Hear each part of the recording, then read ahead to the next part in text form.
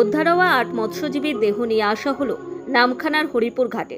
একে একে দেহগুলি নৌকো থেকে স্থলভাগে তোলা হয়। হরিপুর ঘাটেই দেহগুলি শনাক্তকরণ করা হয়। তারপরেই দেহগুলি ময়নাতদন্তের জন্য কাকদ্বীপ মহকুমা হাসপাতালের মর্গে নিয়ে যাওয়া হয়। হরিপুর ঘাটে এসে উপস্থিত ছিল উদ্বিগ্ন মৃত মৎস্যজীবীদের পরিবারের সদস্যরা। স্বজন হারানোর কান্নায় ভেঙে পড়েছে মৃত মৎস্যজীবীদের পরিবারের সদস্যরা। উপস্থিত ছিলেন সুন্দরবন পুলিশ জেলার এসপি শ্রী কোটেশ্বর রায় সহ বিশাল পুলিশ বাহিনী।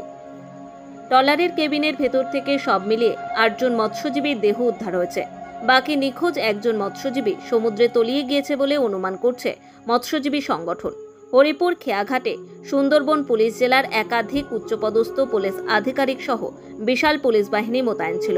হরিপুর ঘাটে ভিড় জমিয়েছে বহু সাধারণ মানুষজন। কাকদ্বীপ ফিশারম্যান ওয়েলফেয়ার অ্যাসোসিয়েশনের সম্পাদক বিজন মাইতি জানান, ইন্স্যুরেন্স করে রাখি। আর আজকের যে ঘটনাটা ঘটেছে সব ডেড বডিকে তুলে আনা হয়েছে। এরা অলরেডি ইন্স্যুরেন্স কোম্পানি থেকে এরা টাকা পাবে এবং হচ্ছে আমাদের অ্যাসোসিয়েশন থেকে আমাদের নিয়ম আছে প্রতিটা মালিক প্রতিটা পরিবারকে সাহায্য করবে। অন্যদিকে স্বজন হারানোর কান্নায় ভেঙে পড়েছে মৃত মৎস্যজীবীদের পরিবারের লোকজনেরা। ব্যুরো রিপোর্ট, নিউজ দিগন্ত বার্তা।